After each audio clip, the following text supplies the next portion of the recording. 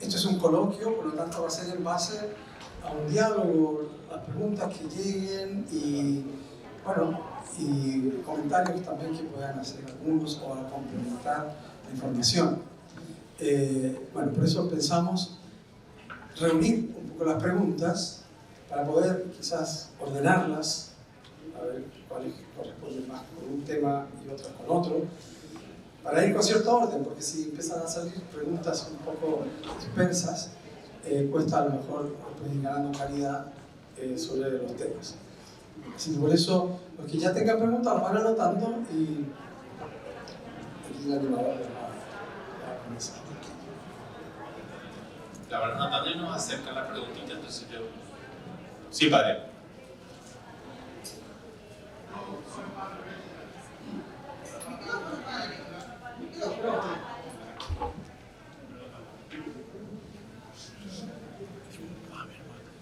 Buenas tardes. Mi nombre es Padre Reginald, trabajando acá en la Nueva Familia acá en Asunción. Y tenemos un nivel que se llama Santuario Hogar, y que los matrimonios tienen que conquistar imagen de nuestro Padre. Y hace 3 años ahora tengo que siempre aclarar si es necesario conquistar imagen de nuestro Padre para poner en su santuario hogar o no. Si puede ser una buena oportunidad para aclarar este tema. Gracias. Bien, gracias. Una buena pregunta que tiene que ver con el vínculo y la relación al Padre. Nosotros tenemos que cuidar de no tener expresiones o formas de expresión de nuestra relación con el Padre en el ámbito público sobre todo. Hay que tener cuidado, no podemos en un ámbito litúrgico, por ejemplo, público, abierto, tratar al Padre como si ya fuera un santo.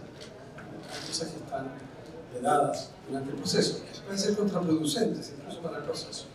Pero en este caso concreto del santuario hogar, a nivel privado, nosotros podemos expresar nuestro vínculo al Padre, cultivarlo, ¿no? Y por tanto, a nivel privado, como está en la casa, podemos tener el santuario hogar, se puede tener la foto del Padre. Hay que cuidar, como digo, de no ponerle aureola, por ejemplo, pero eso entra en lo que se llama en el ámbito privado.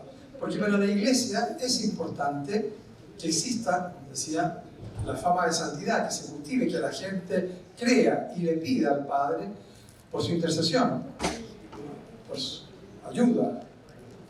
Eso es importante para la Iglesia, pero tiene que ser de acuerdo a estas normas, ¿no? Como digo, la Iglesia distingue entre lo que se llama culto privado, particular, y el culto público. El culto público es ahí donde no podemos hacer cosas que puedan llamar la atención. Y les nombro algunos ejemplos, ¿no? Por ejemplo, no podemos poner la foto del Padre, la imagen del Padre, en un lugar como es el altar, en el ámbito del altar, donde también están otros santos o la Virgen, ¿no? No podemos poner al Padre ya en el altar, ¿no? Pero sí se puede poner una pared lateral, nuestro fundador, y lo recordamos, ¿no? No podemos sacar al Padre en un anda, la foto del Padre en un anda, como se saca a la Virgen o a la Virgen Peregrina a veces. No, porque eso está como reservado a los santos. La estatua del Padre, por ejemplo, que existe en muchas partes, sí se puede, es estatua de nuestro fundador, pero tiene que estar fuera del ámbito litúrgico. Y a nivel privado podemos rezar la oración de beatificación del Padre, pedir, rezarle al Padre, tenerlo en el santuario hogar, poner su imagen en nuestras salas o casas, ¿no? Porque está en proceso y nosotros creemos que está en el cielo. Pero bueno, teniendo en cuenta eso, esa sensibilidad, es decir, no estamos tratando al Padre como si ya fuera santo. Eso es lo que la Iglesia dice, no podemos adelantar el juicio de Dios, ¿no? Por eso también en una imagen que esté en el santuario, por un lado, ponerle velas o cosas así, también hay que decir, no, vamos con calma. Ya. Muy bien. aquí me llegaron dos preguntas ya. ¿La iglesia alemana en qué postura está respecto a estas denuncias? ¿Le creen a la señora von Pfeifenbach? Bueno, habría que decir, la iglesia alemana tiene ya bastantes problemas en sí misma, y a nivel más general no ha habido mayor polémica, ¿no? Salvo que han aparecido artículos con estas acusaciones y algunos medios eclesiales se han hecho eco como dan la noticia. El fundador de Schoenstatt está acusado de abusos y qué sé yo. Pero no ha habido una mayor postura, salvo la diócesis de Treveris, que es la diócesis donde está Schoenstatt y donde se abrió la causa. Y el obispo de Treveris es el responsable de la marcha de la causa, ¿no? Por supuesto que estas denuncias, cuando salieron, que fueron de tipo más bien periodística y que cayó en un ambiente muy sensible por lo que está pasando en la iglesia, entonces el obispo sí reaccionó, ¿no?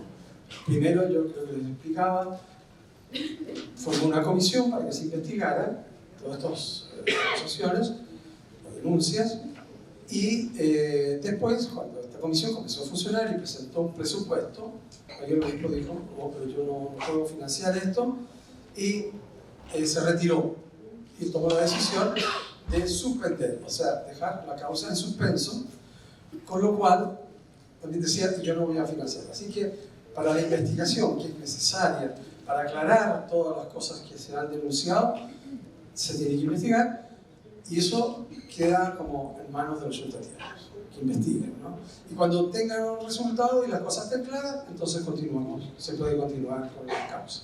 Así que todo se aclara. Entonces, digamos, la diócesis de Trier, de Treveris, es la que tomó un poco esta postura, y el obispo dijo, y todos los que colaboran conmigo ya tampoco se van a preocupar más de la causa. Pero por otra parte, la persona que, el delegado episcopal quien nombró para llevar la causa en concreto, tenemos muy buena relación y siempre estamos un poco en contacto, a pesar de que él, por así decir, no trabaja en la causa, pero hay un buen canal, una buena abertura. En ese sentido yo puedo decir, pienso yo, que el obispo es positivo, o sea, no es que el obispo crea en las acusaciones que se hacen, porque ya se conocían en el proceso. Todas las acusaciones que publicó esta señora ya eran conocidas, ya se habían tratado en la comisión histórica del proceso. Y el delegado episcopal conoce perfectamente todo esto, tiene una memoria increíble y sabe perfectamente de los documentos de la causa. Entonces, y siempre ha tenido como una actitud positiva. Yo creo, se mantienen en una posición muy objetiva, ¿no? Ellos no manifiestan, pero yo creo que no es que estén en contra o que estén trabajando para acabar con la causa del padre, ¿no? Es un poco las circunstancias las que han llevado a que el obispo tome un poco de distancia. Es decir, este obispo hasta hace poco era el responsable de parte de la conferencia episcopal alemana para tratar los casos de abuso sexual. Tema, como digo, muy sensible, delicado, que siempre de nuevo aparece. Se ha acusado ahora a obispos por encubrimiento de estas cosas. Entonces, es un tema álgido, sensible, y al mismo obispo le ha tocado justamente el obispo Stein, que fue el visitador, el primer visitador de la visitación canónica que se hizo, ¿no?, en el año 49. Después fue obispo titular de Treveris. Hoy en día han aparecido acusaciones también de encubrimiento. Entonces, este obispo, que hay un poco en desgracia, había una plaza frente a la catedral que se llamaba Plaza Obispo Stein, y le sacaron el nombre. Está en cuestión para que vean lo sensible que está esto, ¿no? Por eso también el obispo andaba con pies de plomo, digamos, en relación, cuando apareció esta acusación, en relación a la causa del padre. Decía, pero ¿cómo es posible? Si está acusado de abuso, ¿cómo es que siguen con la causa? Entonces lo que él hizo es decir, bueno, la vamos a dejar en stand-by, ustedes aclaren, investiguen, y luego hablamos, ¿no? Pero eso tiene que ver con esta especie de colecta, donaciones que surgió aquí, en el CIOF, ¿no?, para ayudar a financiar esta investigación, que va a durar unos 3 años. Pero tiene que quedar claro que esta comisión que es un proyecto unido, de investigación unido a una universidad, es independiente. No es que esté manejada o de alguna manera orientada por nosotros. Nosotros lo que ofrecemos son los documentos que ellos necesitan estudiar. Abrir los archivos y que tengan acceso a todo para que puedan dar un juicio objetivo, transparente y seguro. En ese sentido estamos confiados de que las cosas se van a aclarar y que esto ayudará a que nuestro padre sea rehabilitado definitivamente de todos los conflictos y acusaciones que hubo durante el tiempo del exilio.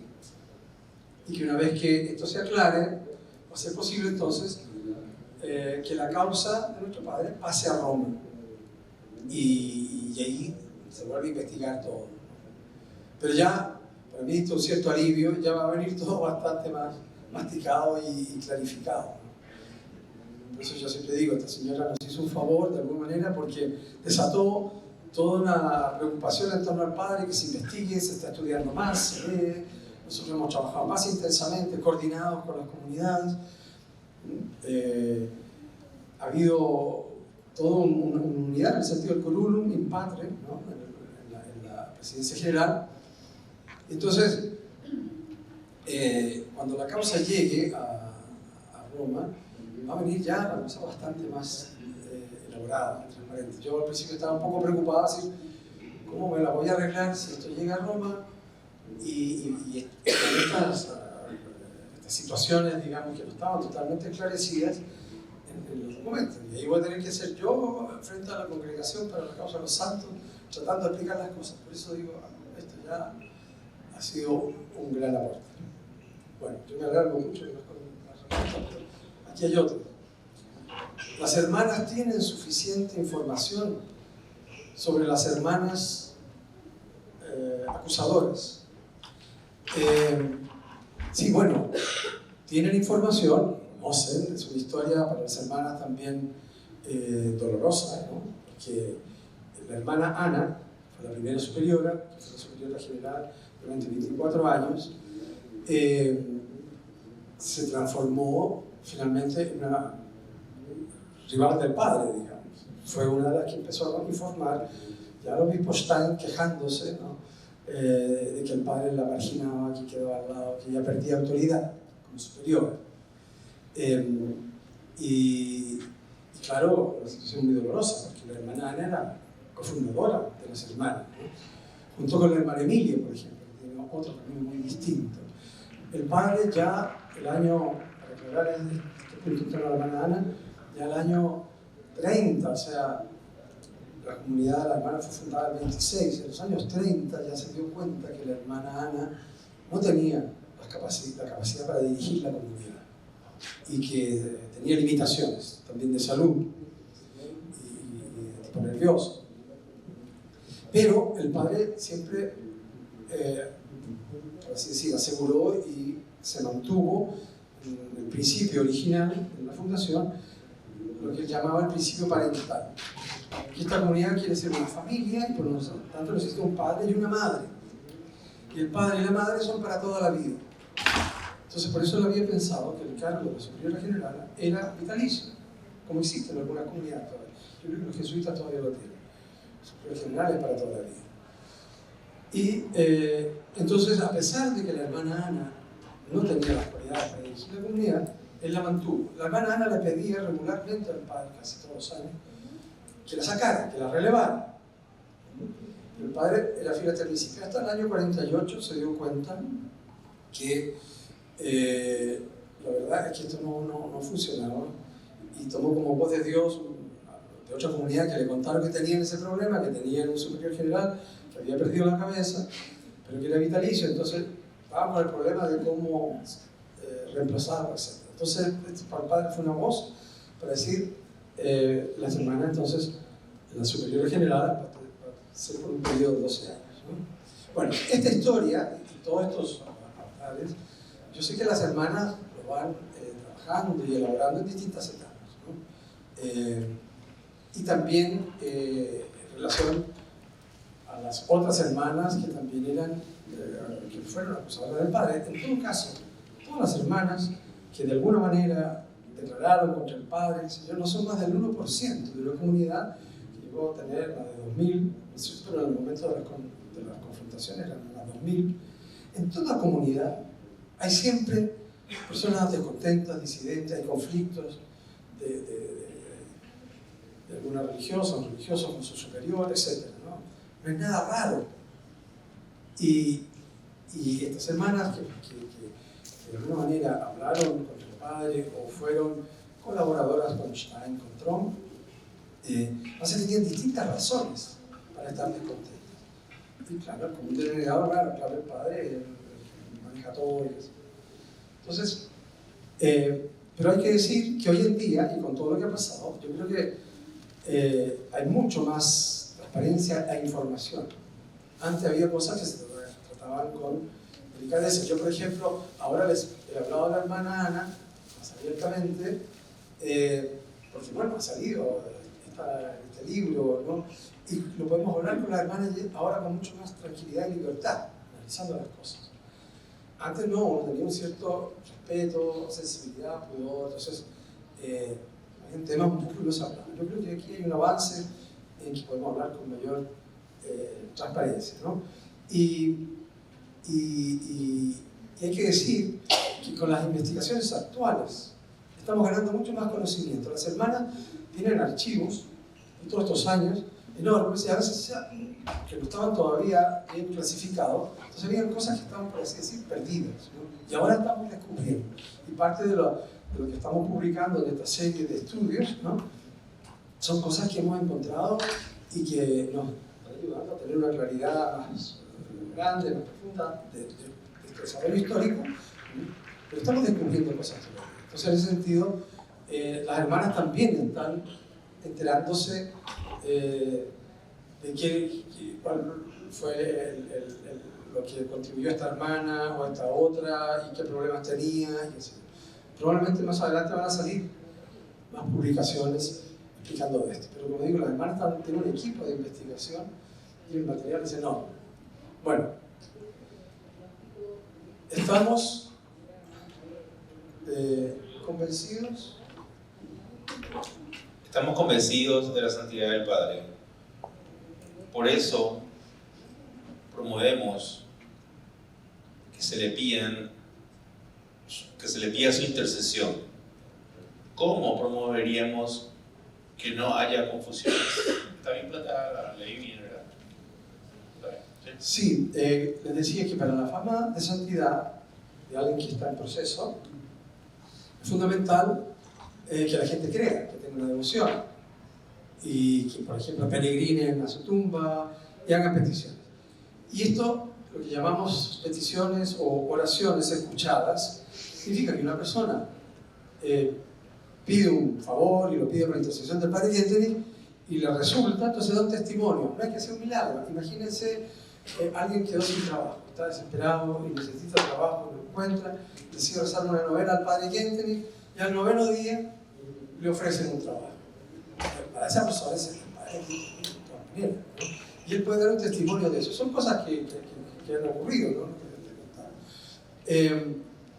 Eso son lo que se llama oraciones escuchadas que quedan registradas. No es un milagro, porque uno puede decir, bueno, pero esto fue una casualidad. O sea, a lo mejor igual si no hubiese rezado la novena le habrían ofrecido ese trabajo. El milagro es bastante más complicado de demostrar. Y entonces podemos rezarle y pedirle al Padre, ¿no?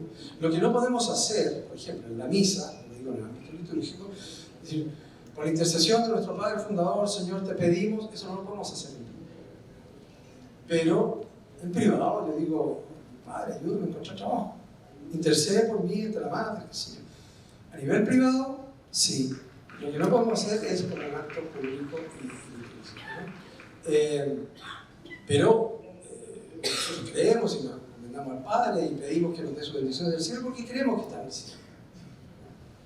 Pero bueno, como digo, tenemos que tener un cierto ojo cuando la cosa es más pública y sale un poco de lo más privado. Acá son más o menos dos dentro del mismo rango. La primera es, ¿cuál fue la causa por la que el Padre José Kentenich estuvo ausente en las visitaciones? ¿Hay algún escrito del propio padre fundador, donde lo explique él mismo? ¿Y cuánto aportaría a la causa del padre si sus hijos espirituales, por ejemplo, don Joan, la hermana Emily y Mario Iriart, que fueron como sus hijos? A ver, una cosa que todo este tiempo para entender cómo actúa el Padre es su fe en la divina providencia, su fe práctica en la divina providencia. Entonces, siempre lo que quería era dejarse orientar por Dios y que Dios le diera señales, qué es lo que tenía que hacer, para dónde tenía que ir, cómo tenía que actuar. Siempre fue esperando que Dios le abriera la puerta, la puerta abierta, y él la dejaba pasar. Él comenzó a viajar porque en Latinoamérica empezaba a surgir Schoenstatt después de la guerra, ¿no? Se empezó a desarrollar, se fundaron, había las fundaciones con las hermanas, ¿cierto? Y él comienza a viajar. En el año 47 llega a la América Latina y ahí funda las 3 provincias de hermanas en Sudamérica, ¿no? La provincia de Brasil, la provincia de Argentina-Uruguay y la provincia de Chile. Y desde el 47 al 50, 51 se lo pasó viajando la mayor parte del tiempo, estuvo fuera. Así que había, por así decir, ya una estrategia del padre lo que estaba haciendo para aplicar a Schoenstatt en el extranjero cuando se produce la visitación. El padre había pedido un estudio, tenía buena relación, muy buena relación con los obispos de Treveris, el obispo titular se llamaba Bornebuser y el obispo auxiliar Stein. Tenía muy buena relación y él había pedido que se viniera a estudiar Schoenstatt, pero en su aporte pedagógico pastoral, en su concepción, digamos, más ideológica, lo que Schoenstatt traía como novedad para la Iglesia. También estructura. Pero esta comisión de estudio que el padre quería se transformó en una visitación, que ya es un acto más formal que se realiza en la iglesia, lo puede ser directamente en Roma o en la diócesis, que el obispo va como a ver, en cierta medida controlar cómo están las cosas. Tiene un peso más fuerte, más que una comisión que va a estudios, sino que va a ver cómo están sucediendo las cosas. Esto porque también el obispo de Treveris estaba bajo presión de los obispos alemanes que decían, bueno, ¿qué es esto de Schoenstatt? Hay que investigarlo más a fondo. Y había ciertas críticas que se hacían de Schoenstatt, porque era un movimiento totalmente nuevo. Schoenstatt es el primer movimiento de este tipo que surge en la iglesia, en 1914, ¿no? Que se sabía. Entonces se quería investigar, y bajo esta presión se realiza la visitación. Y el padre estaba en el extranjero. Pero él mismo dice, y están entre las cartas que estamos publicando, las cartas explican, providencialmente yo estaba afuera, pero eso fue bueno. Porque yo quería ver también cómo las hermanas reaccionan y que se las arreglen. Digamos, él quería crear personalidades libres, independientes, con capacidad de iniciativa, ¿no? Entonces, de alguna manera, él también valora que él no haya estado presente, sino que los mismos schoenstattianos tuvieron que enfrentar esto, sobre todo las hermanas, ¿no? Pero los padres o las señoras de Schoenstatt también tenían que confrontarse con el visitador. Así que el padre lo valora, el haber estado ausente, y fue un poco providencial, porque él estaba en Latinoamérica cuando se vino la visitación, y cuando él recibe el informe, como saben, el informe del visitador, en que le piden, el obispo Bornebuser le pide, bueno, aquí está el informe, usted diga qué le parece, tome posición. El obispo esperaba que un par de líneas el padre le dijera, una hoja, muy bien, agradezco mucho por la visitación, en fin, vamos a poner en práctica lo que nos dicen, vamos a tener en cuenta los comentarios. Pero el padre responde con la epístola Perlonga, que es como disparar con todos los cañones, y al obispo le cayó pésimo. Bueno, pues ahí se sigue la historia, y por eso, en gran parte por el efecto de la epístola Perlonga, que cayó como bomba, ¿no? E indignó a los obispos, es que Treveris va a pedir la visitación apostólica. Y van a Roma al 50 y piden que se intervenga en Schoenstatt. Y ahí es donde manda entonces al visitador al padre Trompa. Bueno, sobre los hijos espirituales del padre, sin duda, que es un efecto importante. porque tenemos en camino a los altares, ¿no es cierto?, cerca de 9 candidatos en la santidad, ¿no? Y Marilia, por ejemplo, que ya fue declarado venerable, significa que Roma ya estudió toda la causa y dice, sí, este tiene para estar santo, ahora falta el milagro. Y la hermana Emilia, la misma cosa, ¿no? Venerable, falta el milagro, no es nuestra especialidad hasta ahora, por lo menos. Están ya reconocidos como personas con una vida de santidad. Y sin duda dan testimonio del Padre, porque ambos se declaran, la hermana Emilia naturalmente y María, discípulos del Padre, hijos espirituales, ¿no? Después está en camino José Englund, que también es un testimonio del Padre. Él escribe, o sea, yo quiero ser, a través de mi director espiritual, quiero llegar a la santidad. Y bueno, don Joan Posobón también, naturalmente. Ahora, da la impresión de que, bueno, y el padre Reimich llegó hace poco también a Roma, que también da testimonio de nuestro padre, ¿no? Y está en Chile, ya se inició oficialmente la causa por el padre Hernán Alessandri, que también es un discípulo del padre. En estos momentos da la impresión que en Roma quieren ir con calma, también con ciclos espirituales, porque como todavía están estos cuestionamientos en torno al padre gente. Entonces por eso también como que han ido frenando la causa de José Englund, por ejemplo, que ya podría ser venerable, porque la investigación está bastante acabada, pero da la impresión que lo preparan un poco hasta que se aclare lo del padre, porque dan un testimonio de aplicación de la pedagogía del padre, etcétera, y de la alianza de amor en sus vidas, ¿no? Y son sacerdotes, laicos, consagradas, hermanas, ¿no?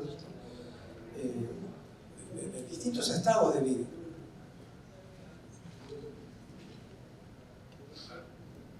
Hacemos una cortita para ir después de todo el mundo otra vez. Bien. La cortita sería, con respuesta corta también, la imagen del Padre que se suele pegar en las imágenes de las peregrinas. ¿Se puede pegar en la de los misioneritos? En la imagen de los misioneritos, la imagen más chica.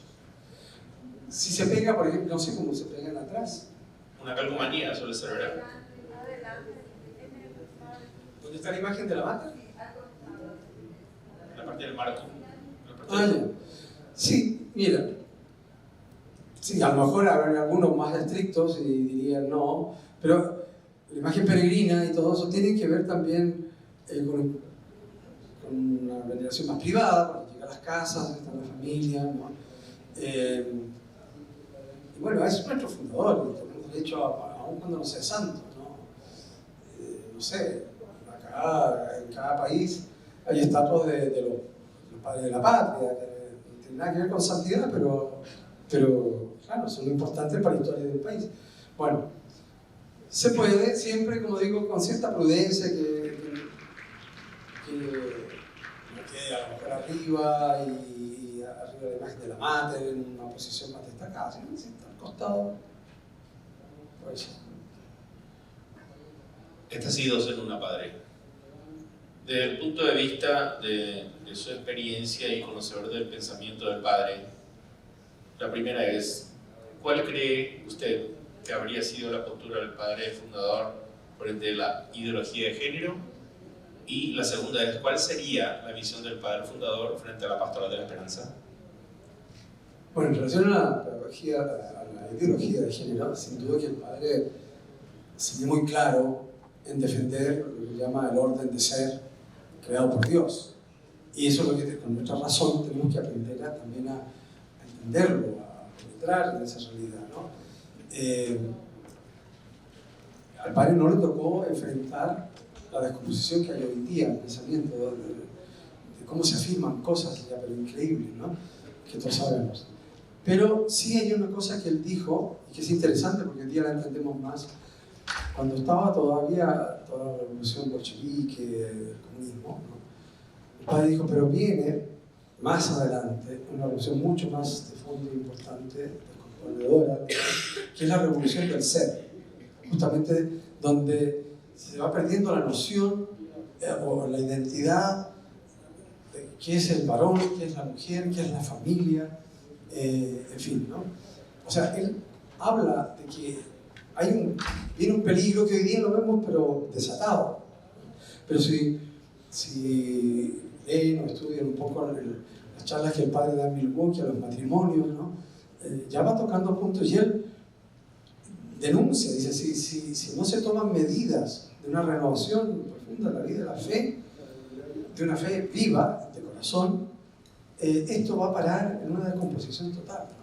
Si nos alejamos de Dios, eso trae como consecuencia la corrupción, ¿no? De la humanidad, porque no se puede entender al hombre sin Dios, ¿no? Entonces, sin Dios todo se relativiza y todo es posible, ¿no?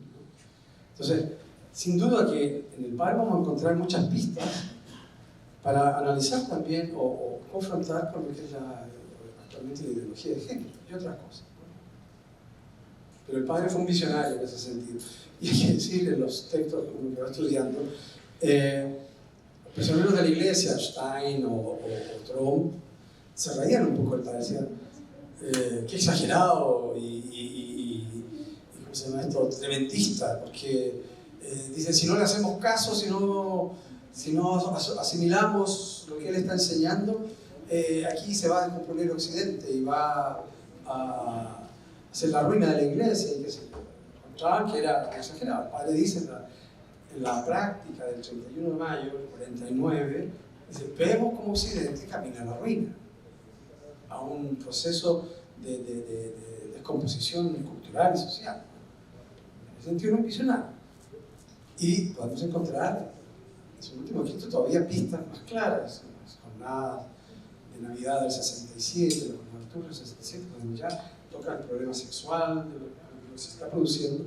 O sea, tenemos pistas para hacer un análisis hoy día actualizado de lo que pasa. Hay que estudiar.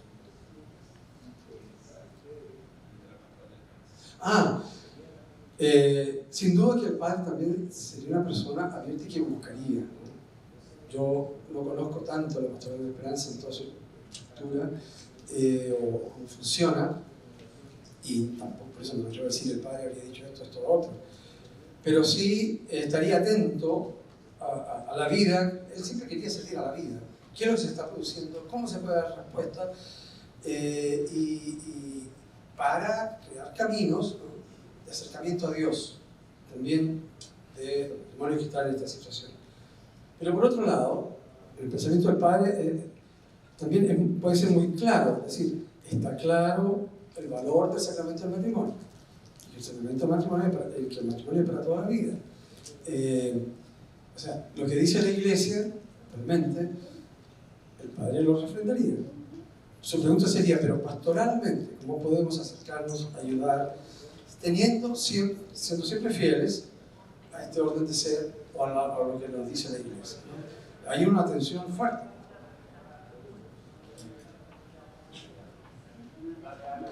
Mezclado un poco con lo otro, Padre. ¿Cuál sería la posición del Padre fundador con respecto a la posición de la sinodalidad alemana y cómo podría afectar esto a nuestro movimiento?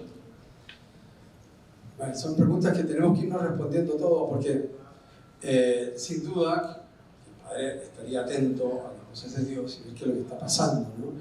En la iglesia alemana, en torno a la sinodalidad,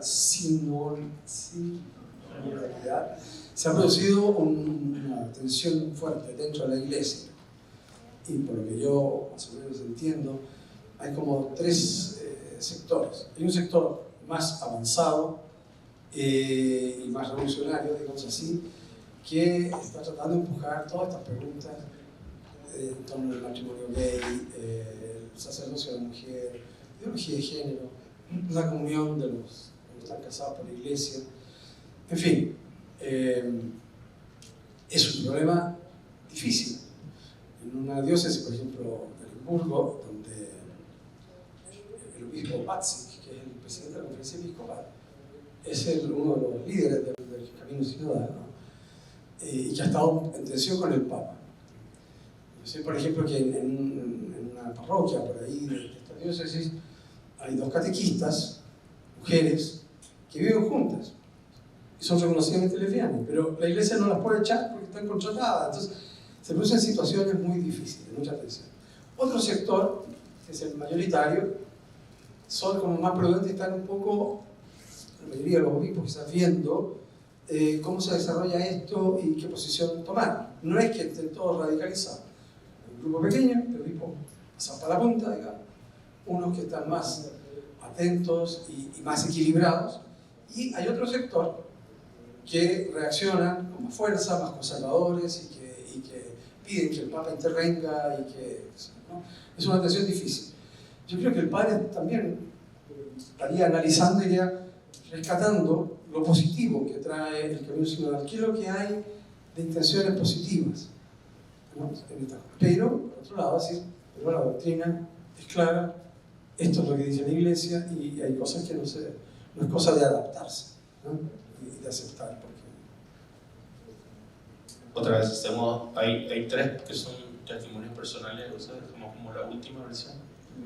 Acá hay dos más o menos similares. Dice, hay apertura de las hermanas para retomar el principio paternal. ¿Hay ya sacerdotes trabajando a este nivel con las hermanas? Y según su experiencia y conocimiento, el padre Kentenich recomendaba un tiempo de trabajo limitado de los padres y las hermanas en las diferentes comunidades. Bueno, las hermanas, después de un buen tiempo, volvieron a pedir al padre que sea su asistente, ¿cómo se llama? Director general. Y tienen. Actualmente hay un padre que es de los sacerdotes diocesanos del instituto, que ha sido reelegido por otro periodo, ¿no? Con las hermanas. O sea, se está dando a vivir. Las hermanas siempre defendieron el principio paternal.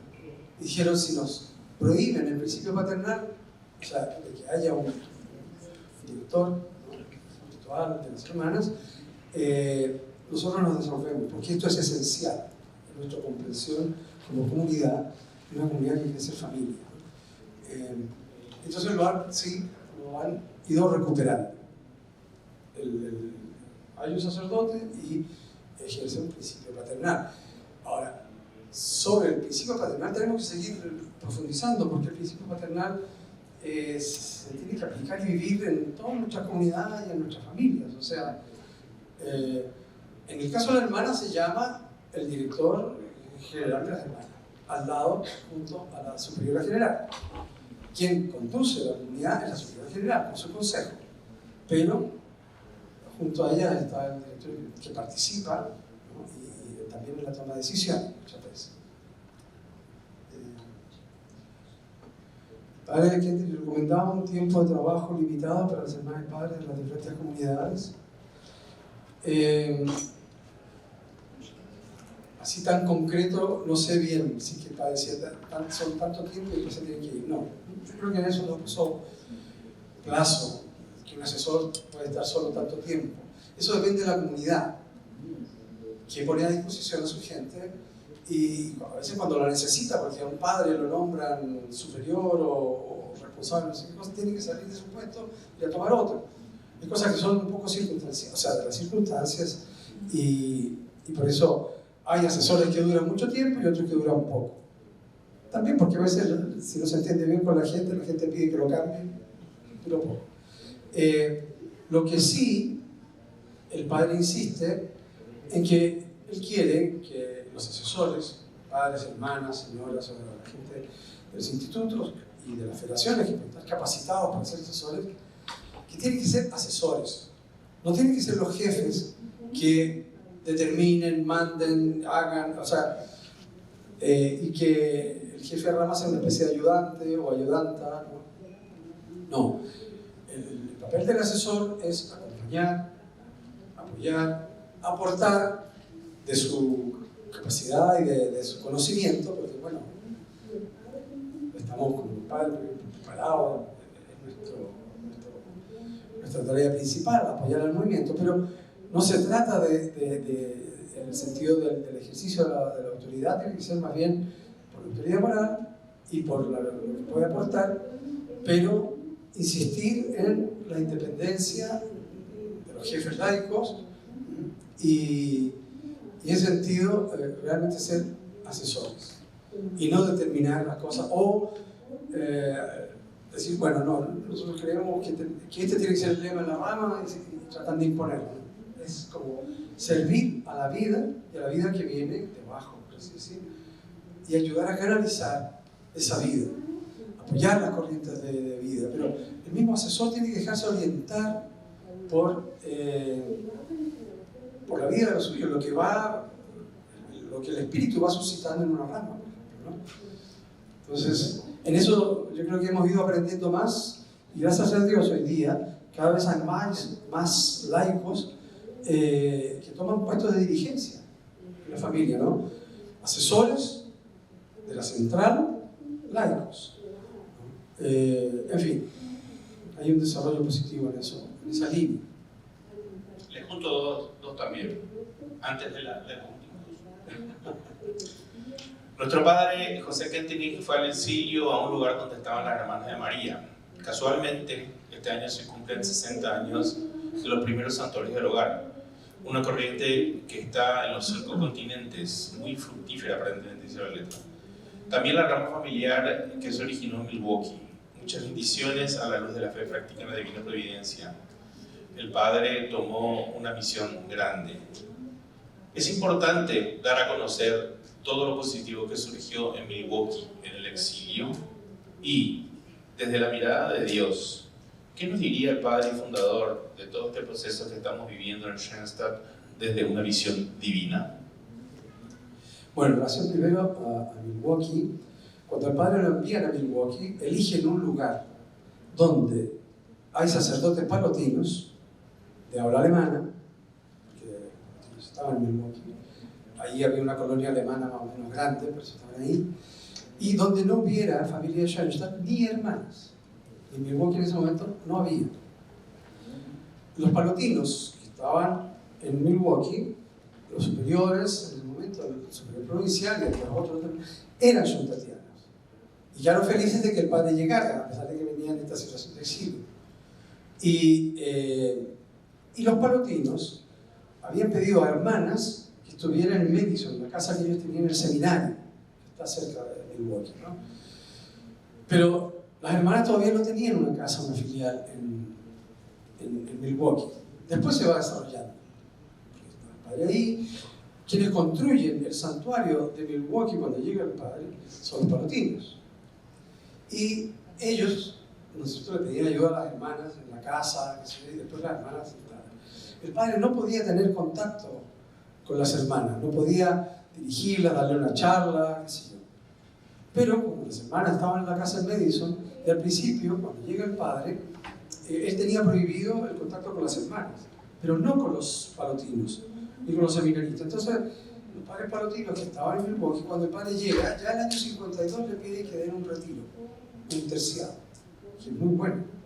Y él se los da. Y en esa casa trabajaban las hermanas, tenían la cocina y la administración de la casa. Entonces, bueno, el padre ahí se cruzaba con las hermanas, pero no es porque estaban las hermanas. Él iba allí por palotinos. Después le van a prohibir el contacto con los palotinos. Van cada vez más, construyéndolo más, ¿no? Pero en ese sentido, para aclarar que la presencia de las hermanas es paulatina y posterior, ¿no? Y los matrimonios que él comienza a tener contacto en Milwaukee, al principio no sabían, no tenían idea que el padre estaba en una situación de destierro. Era un padre ya más viejito, alemán, muy bueno, muy bondadoso, y que les daba unas homilías y unas charlas estupendas, y estaban encantados con él, ¿no? Y ayudó mucho personalmente a algunos de ellos, pero muchos posteriormente se enteraron de que el padre estaba en una especie de castigo, ¿no? Bueno, sin duda que en Milwaukee, 14 años de exilio, hay mucha riqueza que ahora se está comenzando a aprovechar, ¿no? Han surgido en los últimos tiempos, en los últimos años, muchas peregrinaciones de distintos países a Milwaukee a seguir las huellas del padre, ¿no? Y el encuentro con todo lo que él dio a las familias, lo del santuario hogar, lo del santuario corazón también, ¿no? Un padre ecuatoriano. Muchas corrientes y muchas cosas que nos dejó hijos como herencia. O sea, se está descubriendo también Milwaukee, el santuario del exilio, como un lugar de gracia para el Cristo, digamos. Yo creo que eso se va a ir aprovechando y aclarando cada vez más. ¿Qué nos diría el padre fundador de todo este proceso que estamos viviendo en Schoenstatt desde una visión divina? Bueno, yo, por lo menos, yo creo que eso está en nuestro ADN y tiene que estar en nuestro ADN, en nuestra escuela del Padre, esa actitud de fe práctica. Te digo, todo esto que se desató con los artículos de Teufenbach y lo que hemos vivido en estos 2 últimos años, no es una especie de que a Dios se le pasó, no se dio cuenta, nos metieron un gol, no. Yo siempre he visto, bueno, también Dios ha permitido esto, y esto ha traído toda una activación, muchas cosas positivas que yo he ido nombrando, ¿no? Entonces, providencialmente, sí, bueno, el padre decía, yo siempre me preguntaba, Schoenstatt es hijo de la guerra. Pero bueno, ya pasó la Primera Guerra Mundial, pasó la Segunda Guerra Mundial, y ahora Schoenstatt, después del 65, después de Milwaukee, ¿no? Como que se ha ido desarrollando, siendo valorado en la iglesia y aceptado, y nos hemos ido sintiendo seguros, y a veces demasiado tranquilos, un poco con el peligro de instalar. Y esto nos viene a sacar brote de nuevo, porque nos cuestiona el padre que tenéis.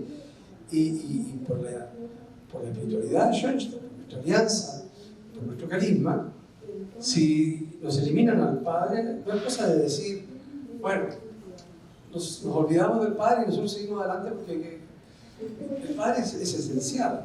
Yo sé, si el Padre lo borran, a mí yo siento mi vocación también queda sin su fundamento, digamos. O sea, entonces, esto de alguna manera nos llama la atención.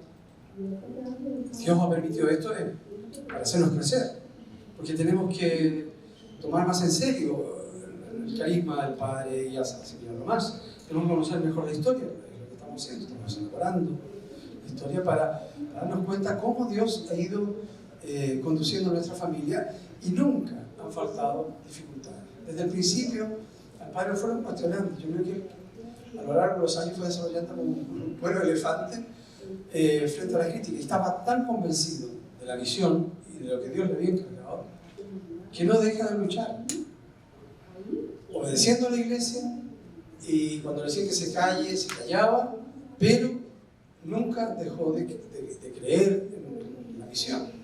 Eso también le llamaba la atención a los santos oficios, lo querían de alguna manera obligar. Hasta que al final también le reconocen. El cardenal Bea le dice, si usted no dice, el cardenal Bea, muy importante en el concilio, y era miembro del Santo Oficio en todo el tiempo de exilio, y conoció la suerte del padre. Al principio le estaba de acuerdo que el padre estuviera en el exilio, pero el cardenal Bea después le dice, sí, si usted no hubiese sido tan cabeza dura, no habría resistido, no habría seguido adelante. O sea, él se da cuenta que gracias a que el padre luchó por su causa y por la fe, la misión, que logró salir adelante. Y eso podemos verlo repetido en la historia. ¿Cuántas veces los santos primeros fueron contestados, exiliados? Hasta que, pues bueno, el Espíritu Santo mostró que aquí había un camino. Por eso tenemos que ser siempre esperanzados y optimistas, tratando de leer los siglos de los tiempos, o lo que estamos viendo, decir, ¿qué es lo que nos pide Dios con todo esto? ¿Qué surge en el corazón? ¿Qué pasa en la construcción que se está dando en Schoenstatt, en este momento, las circunstancias? En fin. Cerramos con las dos últimas.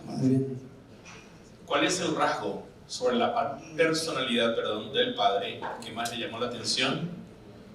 ¿Y cómo cultivar una cercanía de corazón al Padre? ¿Nos podría contar algo de su propia experiencia? Bueno, quizás parte un poco por ahí. Es decir, mi experiencia cuando yo conocí Schoenstatt, me invitaron, yo estaba todavía en la secundaria, en el último año, con unos amigos, bueno, a mí me entusiasmó el movimiento, las ideas, y rápidamente me fui como identificando en las actividades que había, ¿no? Y comencé a recuperar mi fe. Yo ya estaba bastante como medio alejado, ¿sí? Pero bueno. Y junto con mis hermanos de grupo, en la juventud, nos interesó conocer más el Padre. ¿Quién está detrás de esto? ¿Qué es lo que piensa el Padre? Entonces empezamos a investigar, le pedimos al Padre Rafael, que era nuestro asesor, Fernández, que muchos de ustedes conocen, háblanos más del Padre, o danos escritos del Padre. Y nos pasó una biografía del Padre que había escrito el Padre Humberto Alfante, o un retiro que le había dado a los mismos padres, el Padre Humberto Alfante. Nosotros quedamos entusiasmadísimos. Entonces, el ideal de nuestro grupo se llamó Portadores del Padre. Y después, cuando o sea, el Padre fue como el líder que queríamos seguir, ¿no?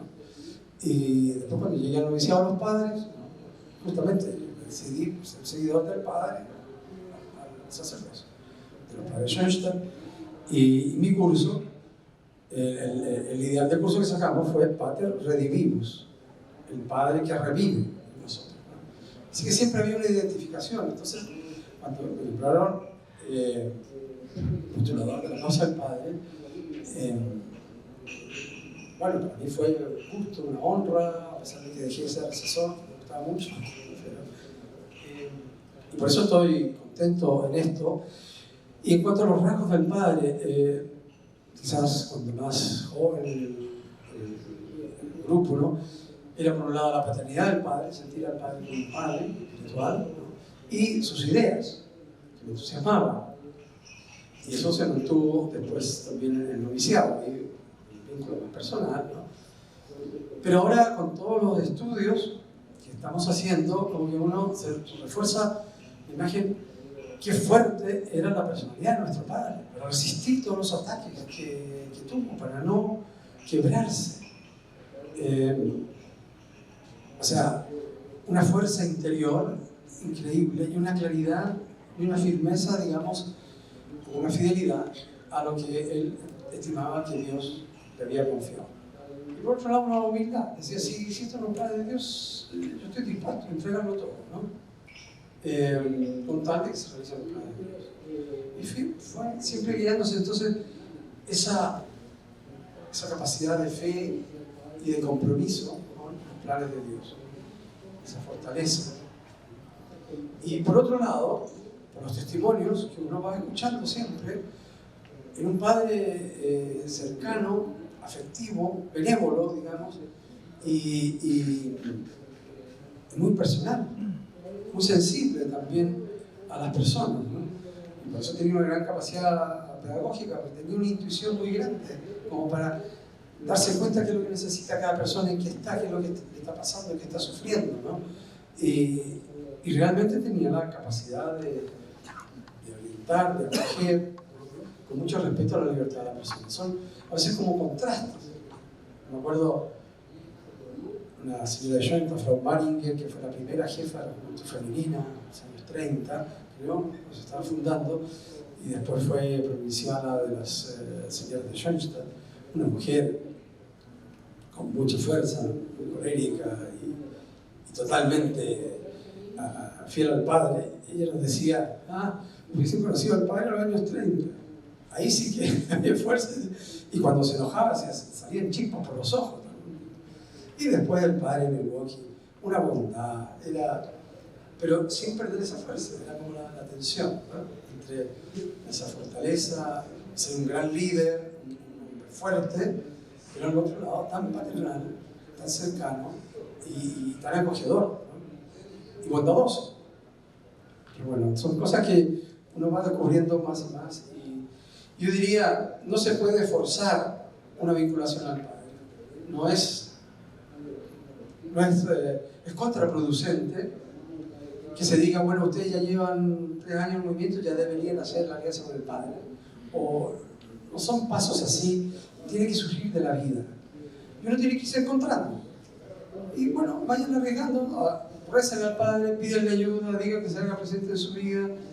Y poco a poco también, a lo mejor el Padre irá tomando iniciativa para llegar a ustedes. O sea, es algo que tiene que surgir de la vida, no es una vinculación que se pueda programar o exigir, ¿no? Nosotros siempre decimos, en Schoenstatt, está claro, el Padre que es el tercer punto de contacto. Y para entender nuestra pedagogía, pues, ¿no? Claro, el Padre es importante en sus principios y lo que nos enseña, el principio paternal y todo. pero no se puede obligar o exigir o presionar para que las personas tengan esa vinculación padre. Pues, si leemos su vida, si conocemos su historia, eso nos va a ayudar. Uno le hace un poco la admiración y bueno, es algo, lo mismo como que no se puede exigir que una persona haga la alianza, eso tiene que nacer del corazón. En general, todos nuestros pasos no son pasos organizativos, sino que son pasos espirituales. Por supuesto, en la federación, en el instituto, hay etapas, pero hacer el poder en blanco o la inscripción son cosas que tienen que estar determinadas, sobre todo por un proceso de vida.